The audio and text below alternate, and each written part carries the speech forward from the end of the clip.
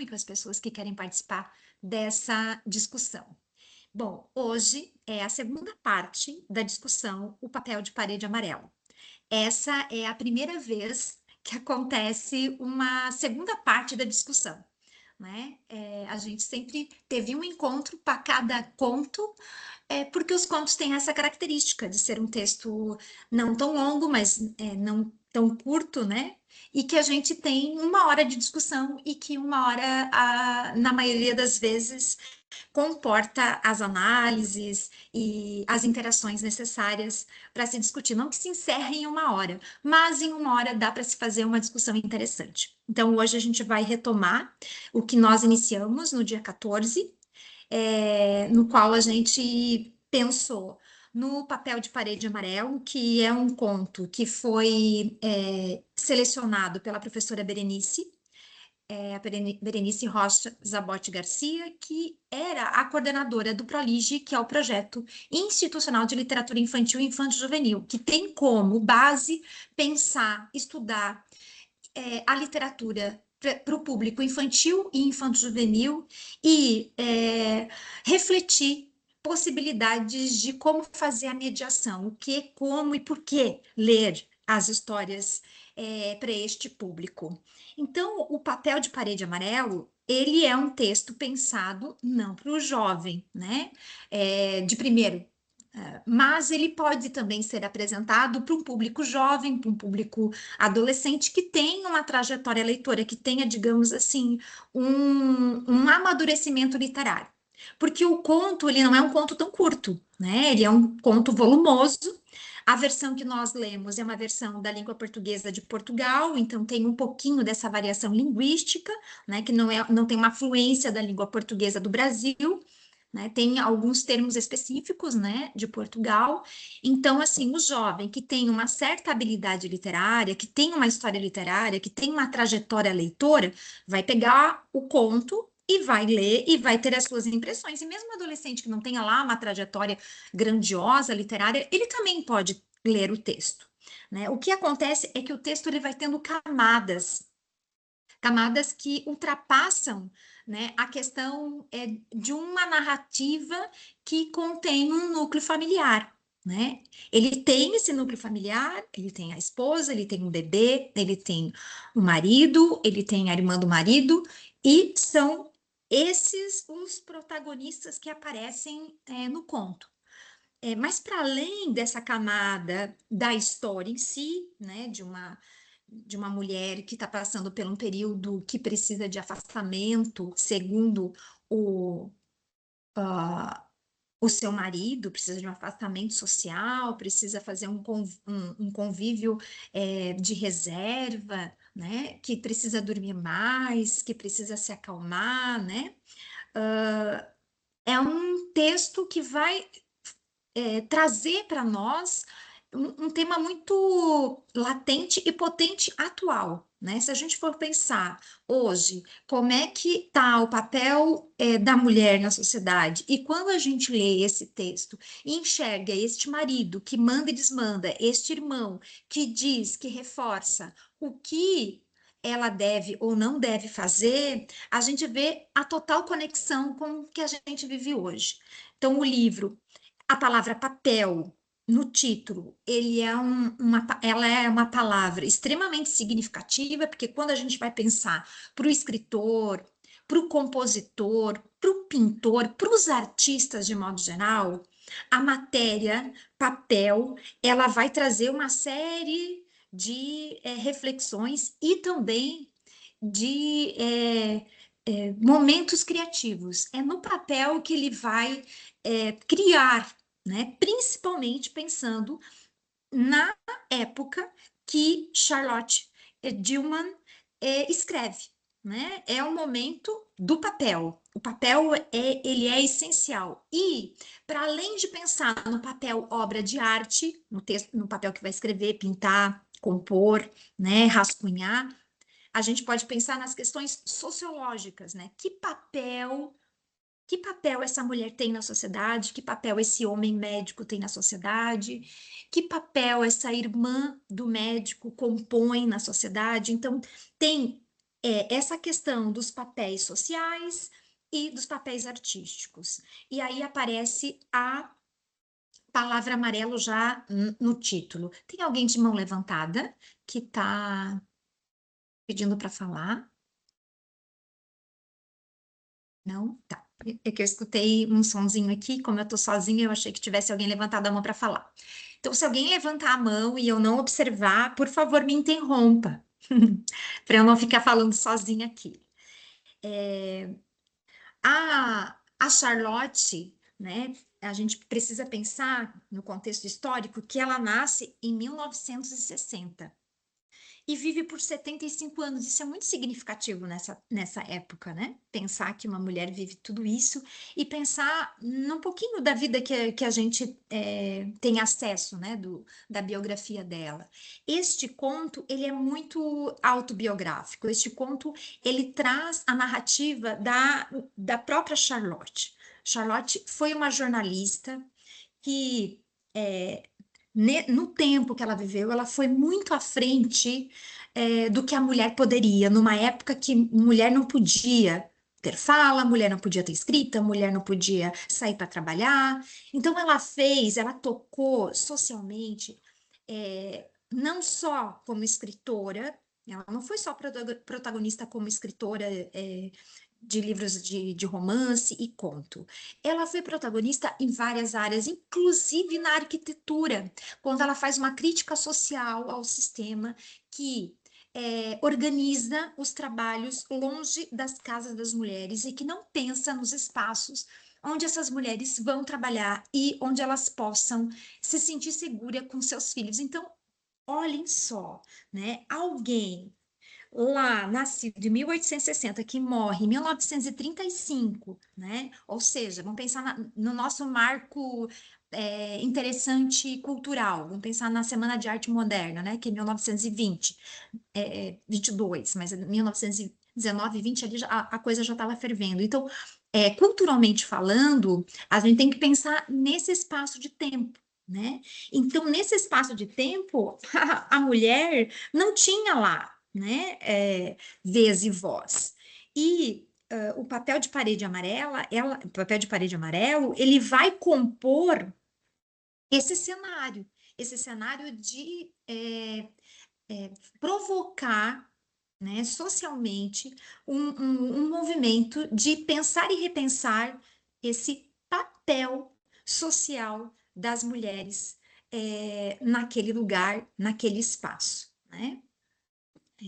Quando ela vai para casa lá de veraneio que eles alugam, ela chega cheia de expectativas do lugar ser interessante. Ela quer escolher um quarto arejado, um quarto no primeiro piso, um quarto que tenha uma vista interessante, e ela vai cair justamente no quarto que tem esse, ta- essa tal, esse tal papel que está ali incomodando ela a narrativa inteira. E esse papel que fica incomodando ela é muito significativo da gente pensar nessa metáfora de ser um papel que, como se fosse um próprio espelho, o espelho que ela olha e enxerga, né, os inúmeros padrões sociais que nos são impostos. Então, ela vai enxergando, ela vai elaborando, nos momentos que são proibidos dela escrever, então ela vai achando estratégias de qual momento que ela vai poder fazer isso, ela vai no estado doentio que ela está vivendo, ela vai encontrando mecanismos para sobreviver e achar espaços de tempo para ela poder fazer escrita. E ela vai fazer escrita no momento noturno. E aí, durante o dia, ela vai passar o dia inteiro dormindo, que era o que o marido queria. O marido queria que ela dormisse noite e dia.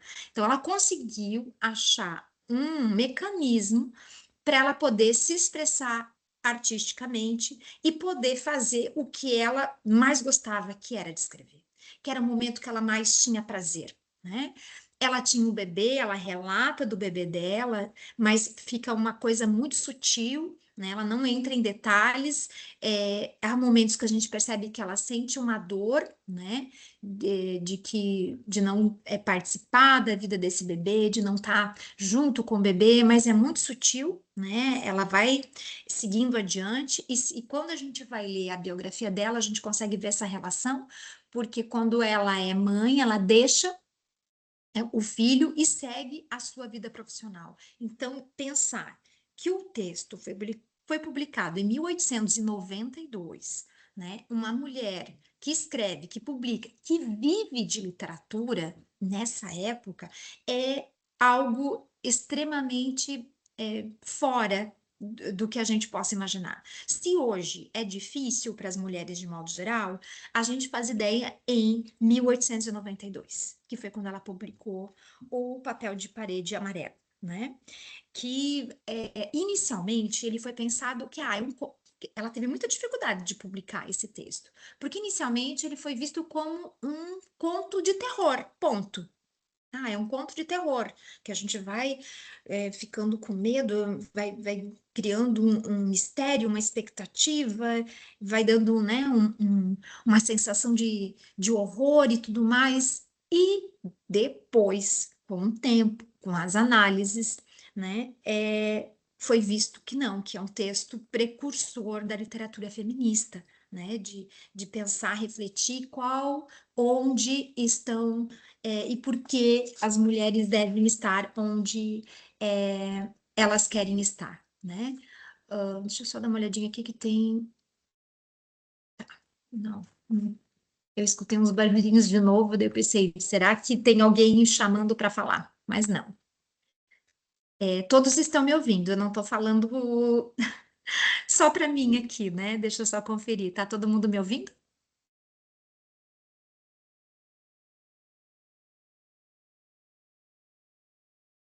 Obrigada, João. Muito obrigada por me responder. Assim, eu sei que eu não estou falando sozinha.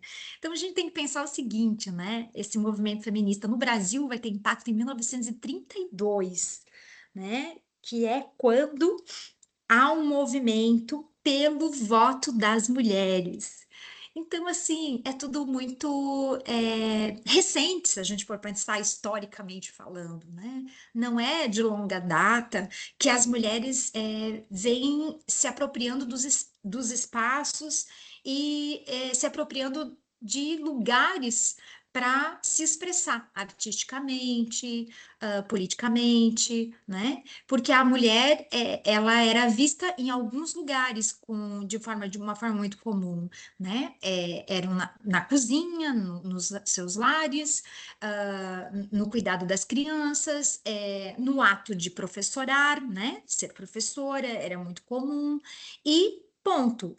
Se a mulher quisesse trabalhar, um dos espaços que era permitido era na área da educação, porque tinha este pensamento de que educar era também cuidar, né? Por isso que às vezes tem umas confusões até entre as pessoas quando pensa, principalmente na educação infantil, que acha que lugar de professora de educação infantil é só cuidadora, né? Mas não, né? A professora que estuda para fazer estimulação precoce, ela tem 4 anos, 5 anos de estudos para entender sobre desenvolvimento infantil e poder atuar, poder fazer essa estimulação precoce para que a criança se desenvolva de uma forma mais plena, né? Que ela tenha as suas habilidades realmente estimuladas, né? Que ela tenha a cultura do sentar e ouvir, que ela tenha a possibilidade de não ter o estranhamento quando entrar na escola, de quando começar o processo da alfabetização propriamente dito, ela já tenha passado por esse letramento lá na educação infantil.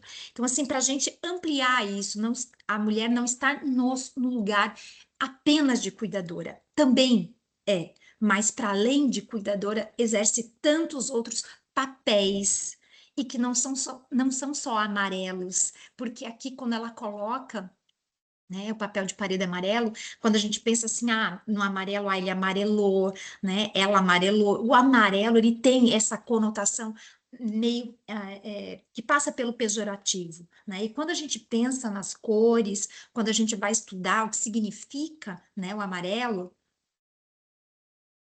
a gente vai ver que tem vários significados. O amarelo que pode simbolizar riqueza, ele pode simbolizar fartura, né? Na tradição chinesa, por exemplo, o amarelo é a riqueza, a nobreza, né? Em várias outras culturas também tem essa conotação, mas quando a gente vai estudar a psicologia das cores, vai falar de luminosidade, vai falar de clareza, né? Vai falar de estímulo, mas com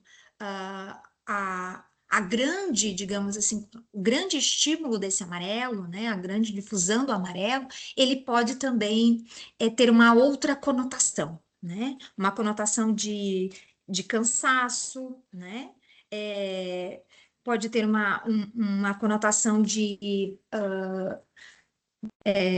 esgotamento, né, de irritabilidade, de ansiedade e de instabilidade emocional, né? São esses os termos utilizados na psicologia das cores quando fala sobre o amarelo. Então, eu acredito, pode ser que ela não tenha estudado sobre isso, talvez ela tenha pensado no amarelô, pode ser que ela tenha pensado na cor propriamente dita por outras questões, mas a gente pode pensar, né, nesses significados porque ela era uma mulher extremamente culta, extremamente leitora, extremamente estudiosa, né, que viveu numa época difícil e diferente que a gente vive hoje, mas que foi uma grande protagonista para que a gente pensasse nesse padrão de mulher, né? Que padrão é esse?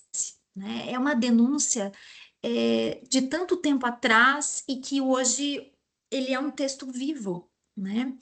Ele é um texto super vivo porque se a gente for pensar socialmente, aqui localmente, né, no nosso lugar, a gente vai conseguir identificar, né, mulheres que são tomadas como loucas, que são tomadas como que não está no seu estado normal, que precisa dormir, que precisa se afastar, né?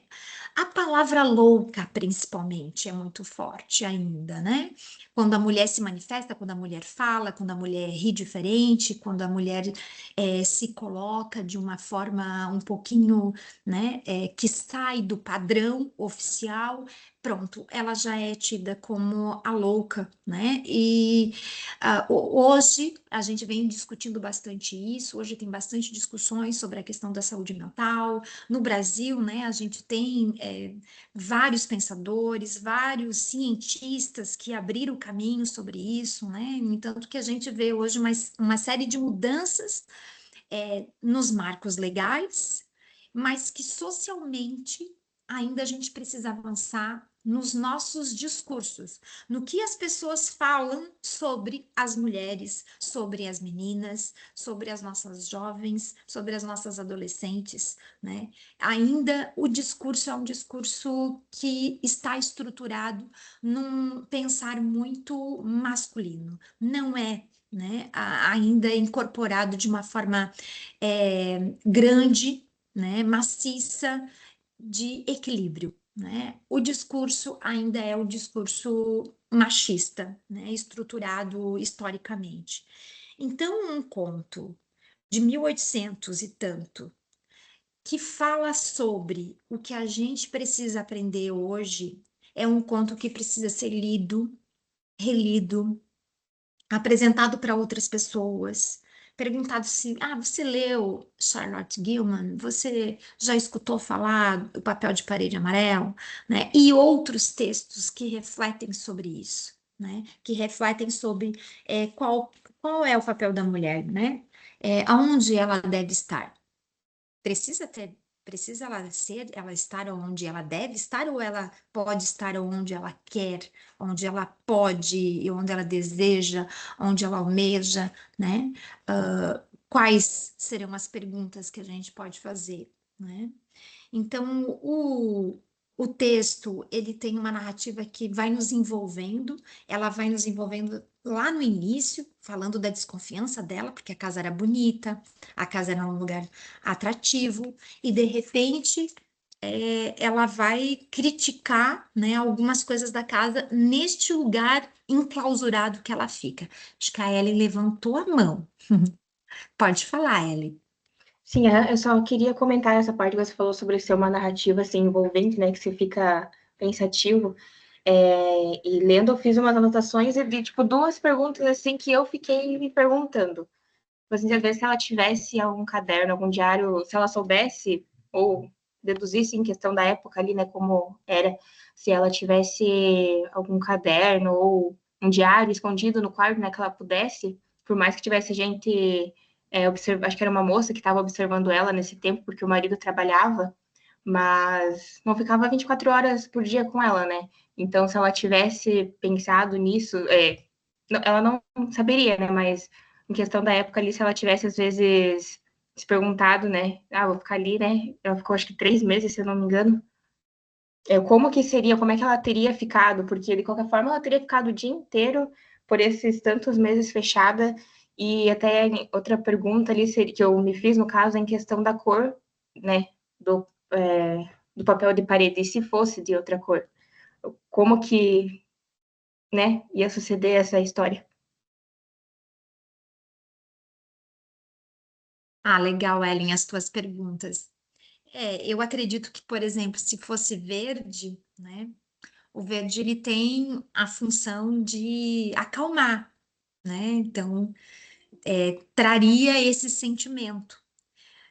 Mesmo se fosse verde, que tem essa função de acalmar, mas que ela tivesse presa, porque assim, ela estava no quarto, era uma casa, era num lugar maravilhoso, porque tinha um jardim lindo, porque ela via da janela, né? Ela descrevia em alguns momentos que tinha umas espécies de decks, né? Nos quais ela narrava que tinha flores, que tinham eras, né? Que subiam por esses decks.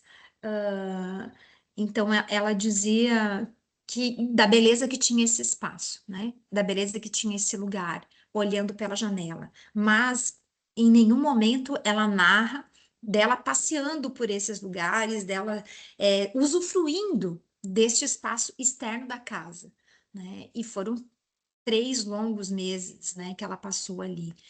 E possivelmente ela tinha, né, no conto, que o conto diz que ela tinha, sim, um local que ela fazia as suas anotações, onde ela ia fazendo as suas impressões, que o conto, ele dá essa ideia pra gente, assim, parece que ela está escrevendo às escondidas. Daí a gente vai percebendo, não, ela está escrevendo às escondidas, né? A moça que está supervisionando ela é a irmã do marido dela, né? Então era alguém que o marido pediu para supervisionar, para prestar atenção nos comportamentos, se ela estava dormindo, se ela estava nervosa, se ela estava agitada, se ela estava comendo, né? Então era alguém que estava ali para supervisioná-la. Não era alguém que estava ali para apoiá-la, para perguntar se ela precisava de alguma coisa ou para sugerir para ela fazer alguma coisa diferente. Não, não era. Era alguém que estava policiando ela junto com o marido, né? E junto com o irmão que estava à distância, porque o irmão não aparece na narrativa, mas aparece nas falas, confirmando o que o marido tinha dito para ela sobre o laudo, né? Dizendo que por conta do comportamento dela, ela precisava ficar isolada, comer, dormir e ficar o mais isolada possível para poder se acalmar, né? E sair daquele lugar. Então, possivelmente a escrita foi esse diário, né, que você perguntou se é um diário, possivelmente podia ser, né, o conto não traz esse termo, propriamente dito, mas a gente pode pensar que é uma espécie de diário, porque ela escrevia, não diariamente, porque dá para ver que não é diariamente, porque ela dá espaços, e no texto que nós lemos, que é essa versão que eu até imprimi aqui, que é essa versão aqui, quando passa de um tempo para o outro, se a gente observar, aparecem os asteriscos, né? Então tem esses sinais aqui no próprio conto, que é o sinal que como se está marcando a finalização de um tempo e o início de outro. Porque, ó, nessa página que eu tô, por exemplo, termina assim: vem aí o John, eu tenho que esconder isso. Ele detesta que eu escreva uma palavra que seja. E aí aparecem os 6 asteriscos e inicia um novo parágrafo falando assim: já há 2 semanas que aqui estamos. E antes, nunca me senti com vontade de escrever, desde esse primeiro dia. Então, aqui dá para ver que passou um tempo e que daí ela está sentindo vontade de escrever e ela vai escrever. Agora estou sentada junto à janela, cá de cima, neste altroz quarto de crianças, e não há nada que me impeça de escrever tanto quanto quero, para além da minha falta de forças. O John está fora o dia inteiro, o dia todo, e mesmo algumas noites quando os meus casos são sérios, né? Os seus casos são sérios. Então, ela está muito sozinha, né? Ela relata aqui que a escrita é a sua companheira, é o que vai organizando e elaborando e reelaborando os seus pensamentos. Então, quando ela olha para os padrões desse papel de parede, ela vai estudando esses padrões de manhã, de tarde, de noite. É como se ela se estudasse, né? Como é que ela se sente de manhã com a luz, como é que ela se sente à tarde, como é que ela se sente à noite, e ela vai vendo que ela tem mais intimidade com os seus sentimentos na noite, porque é na noite que ela enxerga a mulher presa naquele papel de parede. Então, é de noite que ela se enxerga mais e percebe que aquela mulher, né, que está ali querendo se libertar, né, é ela mesma nesse processo de escrita, como se fizesse uma catarse, né, de tudo que ela está sentindo, de tudo que ela está vivendo naquele papel. Né? No entanto, que chega ao ponto lá no final que ela rasga, né, que ela liberta, que ela rasga o papel, né, quase que por inteiro, para poder se livrar daquilo, né? E essas impressões todas a gente vai tendo quando a gente lê a primeira, a segunda, na terceira vez que a gente, nossa, é ela ali nesse papel. É ela que está ali se libertando, é ela que está se livrando desses padrões todos, né? Porque a palavra padrão também vai aparecer várias vezes, né?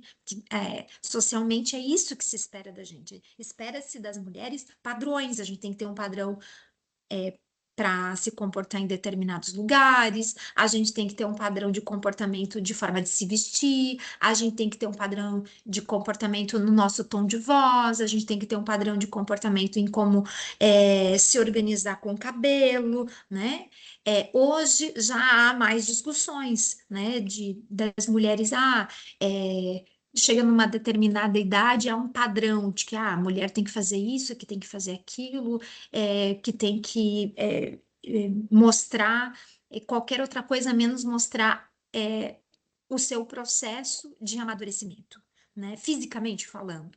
Né? Que hoje eu vejo que há uma força externa e invisível muito grande nessa padronização estética e corporal. Né?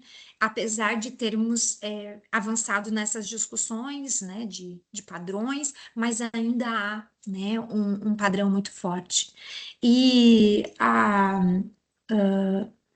Charlotte me lembrou muito um texto da Lígia Bojunga Nunes chamado Tchau. Eu não sei se alguém aqui teve a oportunidade de ler este conto, é um conto super curto. A Lígia Bojunga Nunes é uma autora brasileira, premiadíssima nacional e internacionalmente. Ela é uma das primeiras autoras brasileiras a receber um prêmio internacional de uma organização chamada IBBY, que é uma organização internacional pensada para as crianças, né, e jovens.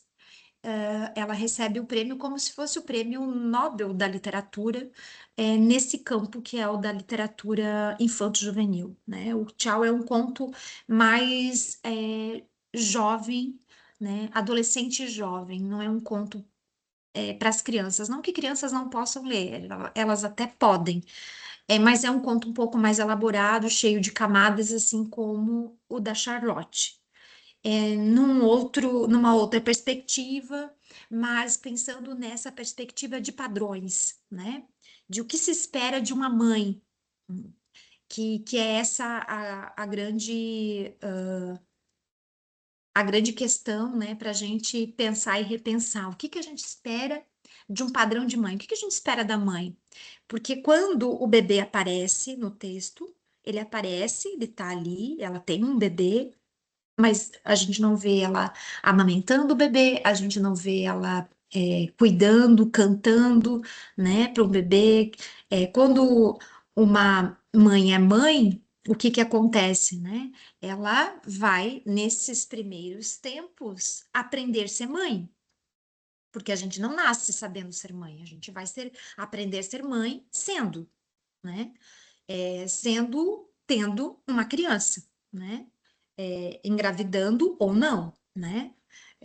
Mas tendo essa prole, né? Com ela para ela vivenciar essa maternidade, né? E muitas mulheres pós-parto elas vivem uma depressão pós-parto, né? E quando elas vivem esse processo, elas precisam de muito cuidado, né? De muito afeto, de muito carinho e por aí vai. Pode falar, Ellen. Em relação a essa parte do bebê que você estava comentando e sobre tem que ter um cuidado após o parto, assim, tem até uma parte do livro que ela frisa isso, tipo, meu marido numa situação que ela já estava assim debilitada, mas ela até agradece por ele se manter ali, alguma frase assim que ela usa, porque daí ela fica pensando, ela também chega a pensar, né, no filho dela, no caso, e daí agradece ao seu marido por ele estar ali com ela, né, apoiando, né, assim, nessa parte.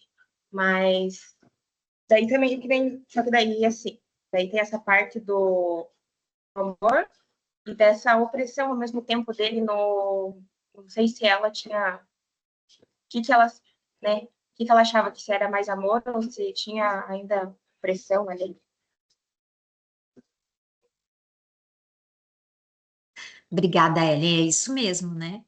A gente, ela tem que pensar nas discussões do tempo que ela viveu. Então, assim, ela se sentia culpada, né, de ver que o marido estava trabalhando, que ele era médico, que a rotina de trabalho dele é uma rotina intensa, tal. Mas, ao mesmo tempo, ela percebia que ela não era compreendida, que ela não era vista, que ela é, não era escutada, né? Não escutavam, ninguém escutava o que ela queria dizer, né?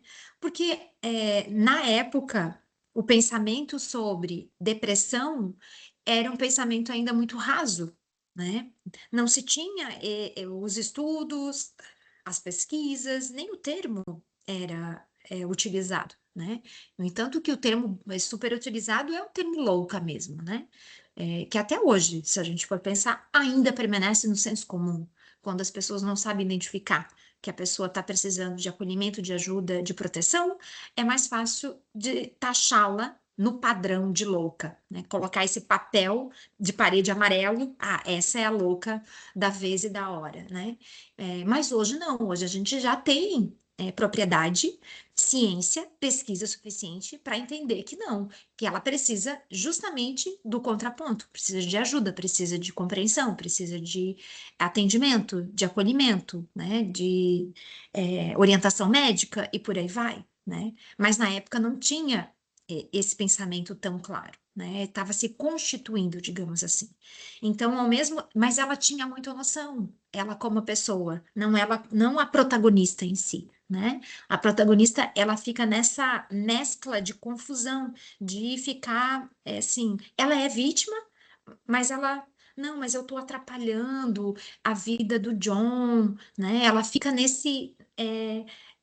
nessa dúvida, porque, claro, ela tá vivendo uma situação de tristeza profunda. E quando alguém está num estado de tristeza profunda, o olhar é um olhar diferente. Não é um olhar lúcido, não é um olhar com grande, né, criticidade. Mas se a gente olhar para o texto dela, é de muita crítica, é de muita dedo na ferida, é de muita denúncia social, né? Denúncia social da medicina, denúncia social da família, né? De que a mulher não tem voz e vez nem para escolher o quarto onde ela quer dormir, de ela não poder fazer o que ela gosta de fazer, que é escrever, que é se expressar, dela não poder se manifestar no momento que ela ia se manifestar, ou de falar do jeito que ela queria falar, porque se ela falasse de um jeito que fosse um pouquinho diferente do que era pensado para o padrão, ela estava precisando descansar, já que ela estava falando no momento que ela não podia falar, ou seja, ela tinha momentos que ela podia falar, né? Então, tudo isso, né, faz a gente cada vez mais e abre, né, para a gente pensar assim, como Charlotte abriu espaços para esse tipo de discussão.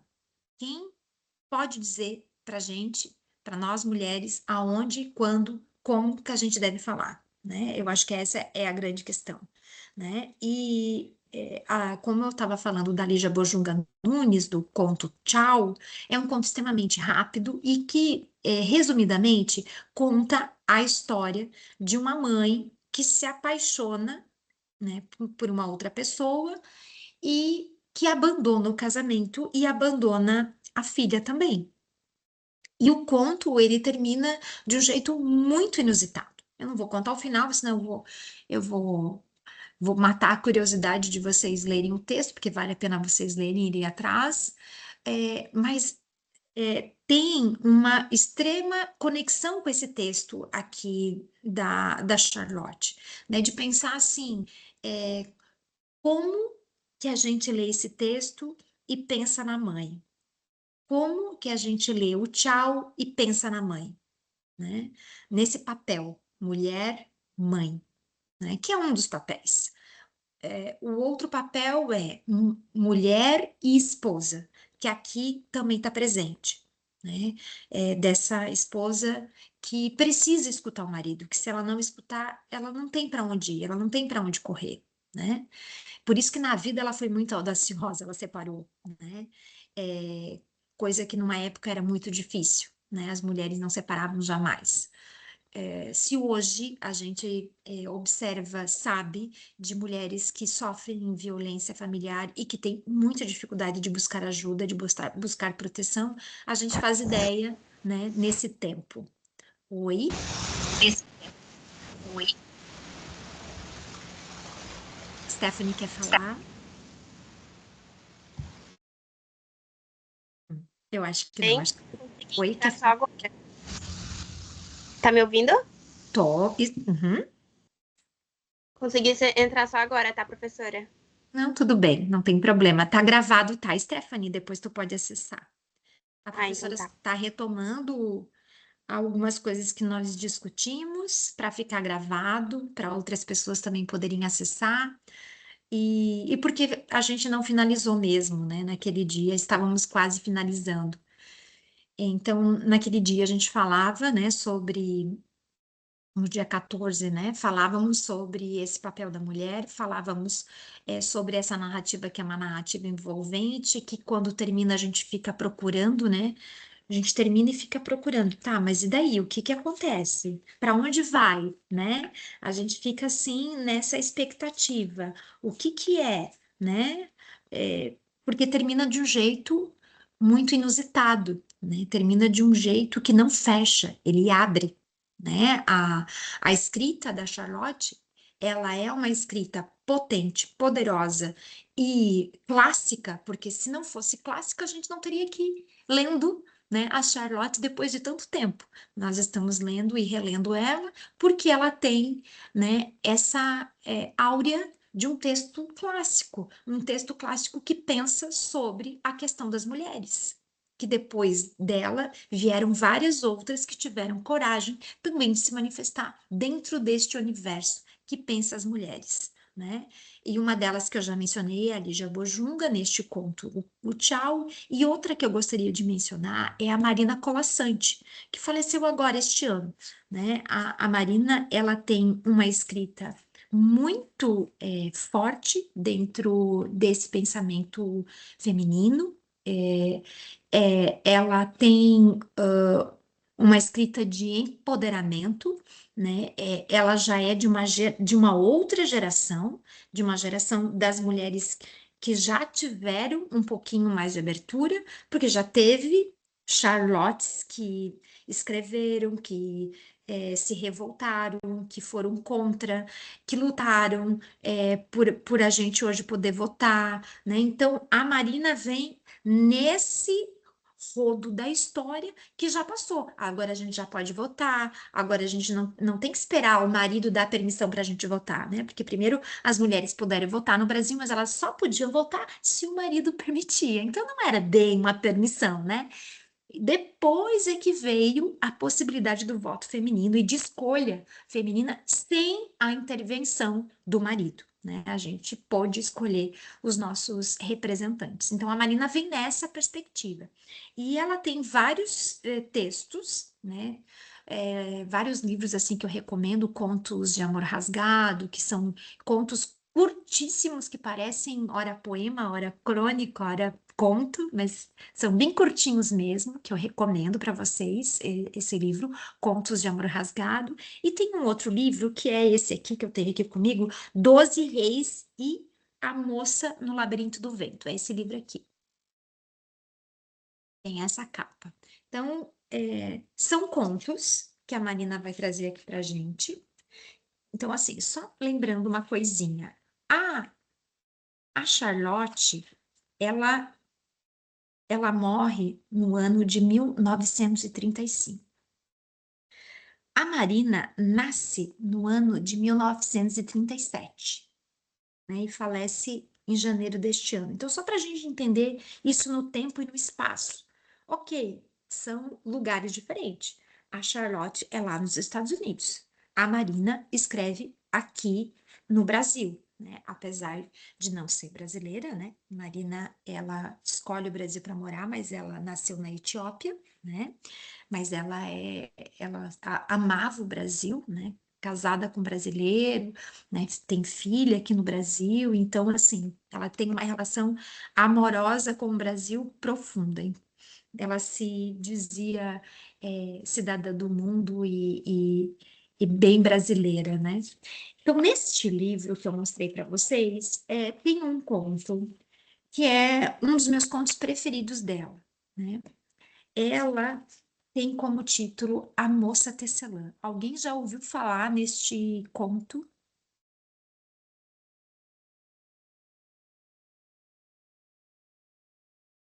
Não? Então, também não vou contar, porque senão vocês vão perder a vontade de ler.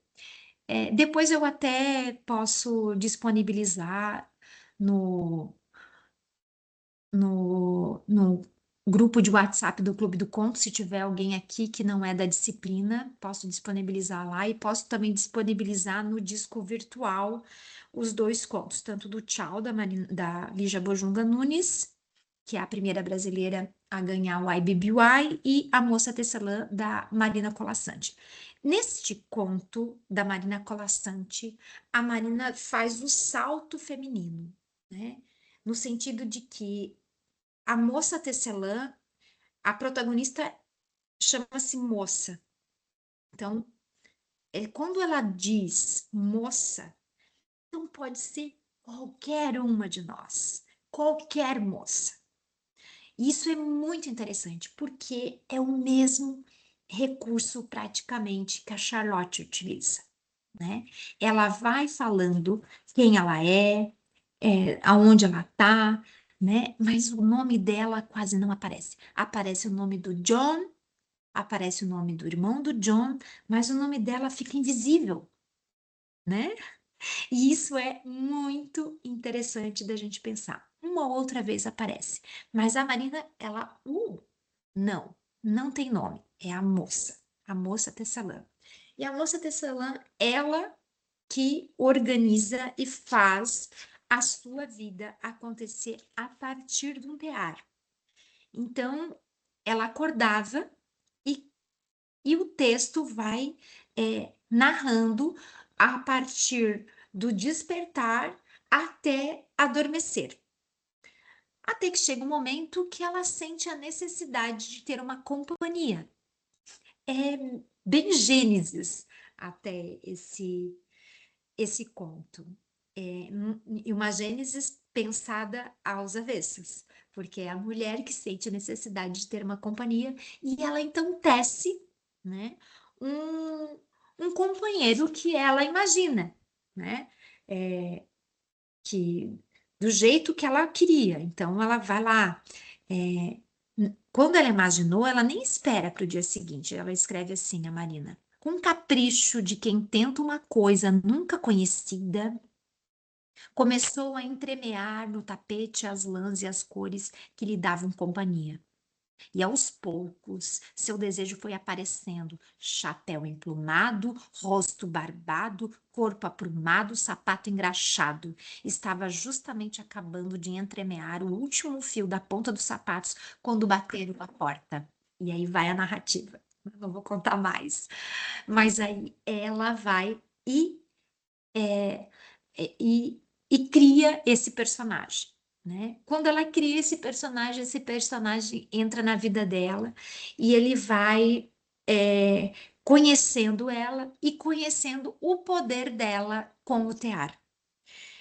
E esse poder corrompe, né? Esse moço que foi tecido com muito capricho, né? Com chapéu, com sapato e tudo mais. E ele começa então a fazer pedidos a ela. Primeiro uma casa, daí a casa não estava boa, daí ele queria um palácio, o palácio não estava bom, ele queria um castelo, o castelo não estava bom, tinha que ter ouro em tudo quanto é lugares, e aí vai indo, vai indo, vai indo, os pedidos vão aumentando, aumentando, aumentando, e ela não tem mais parada, né? Ela não tem mais o seu espaço de olhar para o seu jardim, para tecer os dias chuvosos e os dias ensolarados, né? Os dias começaram a passar em função dos pedidos deste moço caprichoso que ela mesma teceu. Então é muito interessante a gente pensar nesse conto, porque o que que ela faz? Ela tece e aí no final há algo inusitado que eu não vou contar para vocês, porque eu acho que é interessante vocês lerem o conto e descobrir o que foi que ela fez com esse moço caprichoso que ela teceu, né? Para esse momento, eram essas considerações que eu gostaria de fazer, dessas conexões que eu fiz com a Lígia Bojunga Nunes e com a Marina Colassante, as conexões do papel de parede pensado nesses padrões sociais vividos na época e que se fazem muito presentes nos dias de hoje. Nessa palavra papel que aparece tantas vezes no texto, né, que são 40 vezes que aparecem, e o que que esses papéis significa, ora papéis sociais, ora o papel criativo, ora o papel artístico, né? Todas essas funções que nós mulheres e as pessoas de modo geral, né, exercem, né? O papel de mulher, o papel de mãe, o papel de profissional, o papel de ativista, né? E por aí vai, né? Todos os papéis que a gente vai exercendo ao longo do nosso processo de vida. Não finaliza aqui, tem muito mais coisa para a gente descobrir, tanto no texto da Charlotte, como no texto da Lígia Bojunga, como no texto da Marina Colassante, mas eu não quero me alongar, não quero passar do tempo, quero respeitar as pessoas que entraram aqui e estiveram até esse momento. Então, eu quero finalizar agradecendo profundamente as pessoas que entraram e ficaram aqui, e vou abrir agora para as pessoas que quiserem se manifestar, quiserem falar uma palavra que ficou forte do texto, que mais marcou, para a gente deixar aqui como registro. Muito obrigada.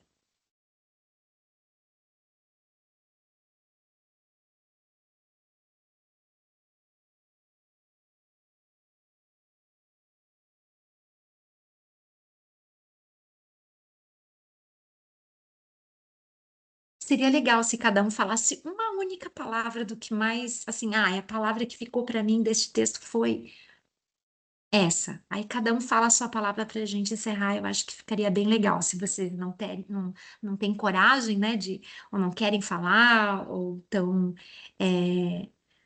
em um local que talvez não dê para falar muito. Se alguém quiser escrever no chat, pode ser também, que daí eu vou lendo aqui, se alguém escrever, tá bom? Eu vou começar então a falar a minha palavra, né? A minha palavra nesse texto é a palavra números, que ela vai calculando e aparece a palavra números no texto. Então, é uma palavra muito significativa para esse texto, que é um texto que fala de papel, de mulher, mas há a palavra números, porque muitas vezes nós mulheres somos números. Então, é uma palavra para a gente pensar.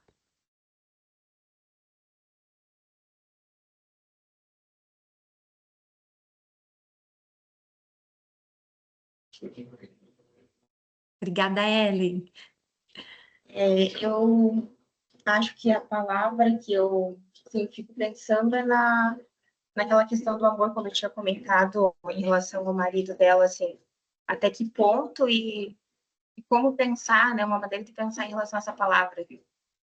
O amor ali entre o casamento e o filho deles, mas também ao mesmo tempo que ele queria cuidar, ele também, né, não era bem correto, assim, pensando nisso. Que amor é esse, né? Ótima palavra, Ellen.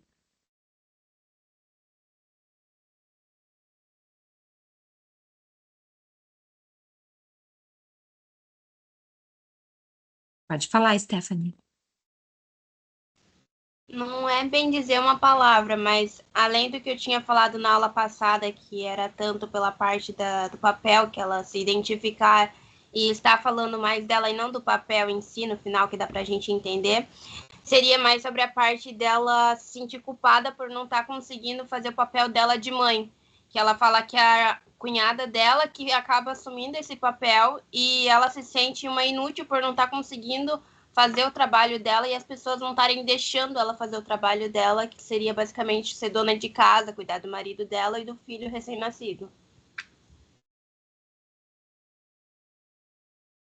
Ótimo, Stephanie. É isso mesmo. Alguém mais gostaria de comentar alguma coisa? Alguma palavra que ficou?